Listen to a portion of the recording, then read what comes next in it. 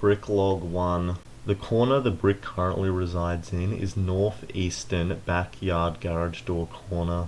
The free surfaces of this corner is surface 1, the floor, surface 2, the back of the garage, and surface 3, the side of a balcony. Above the brick, a daddy longlegs built its web. Here is a closer look at the daddy longlegs. Also, flies have been seen wandering around on the brick.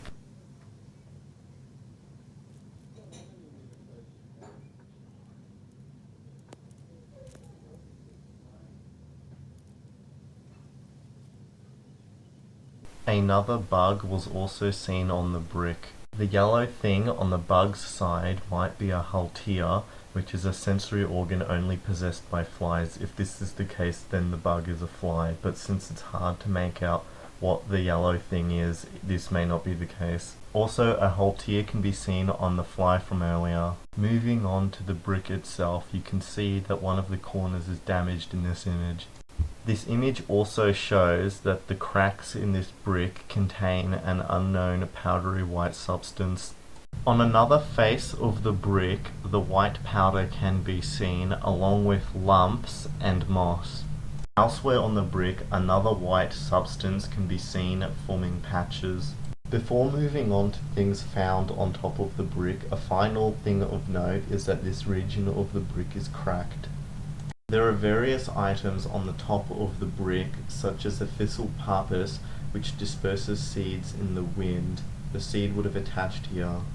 In one corner of the brick, there are two unidentified objects. The two unidentified objects are both longer than they're wide, with one white one and a smaller brown one. Here is the larger unidentified object under a microscope, and here is the smaller unidentified object under a microscope.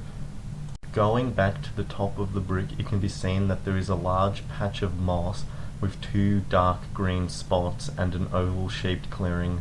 In the middle of the brick, a piece of wood can be seen. Here is a closer look at it. The black object was only noticed after taking the picture. Upon returning to the site, it was gone, which is why there is no images of it under the microscope. The piece of wood also has a crack in it. Looking at the wood under a microscope, you can see a black spot on it. Next, the object in the black circle will be looked at. Under the microscope, the object appears to be a clump of dirt with a hole in it. To the left of the dirt clump is an object made up of a tail and a head.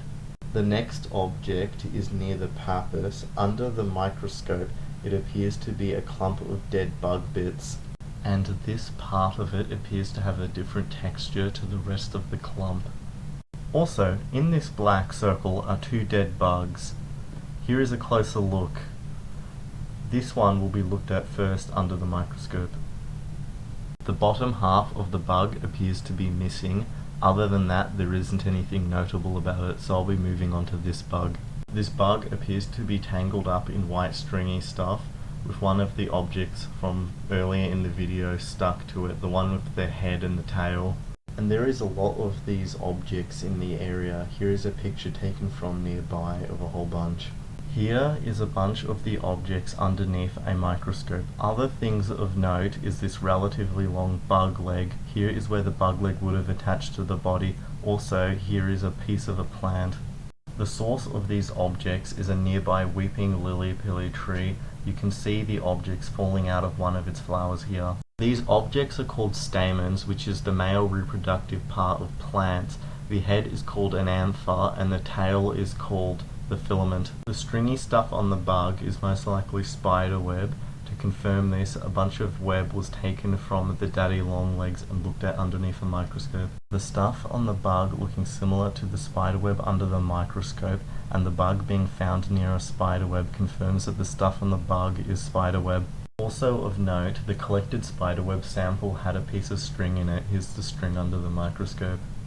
This dead bug on top of the brick is most likely an ant. Here it is under the microscope. Like the previous bug, it is covered in spiderweb and also has anthers stuck to it. The last bug can be seen here on the brick, and when looked at underneath the microscope it can be seen that it is also covered in anthers. And that final detail concludes Bricklog 1.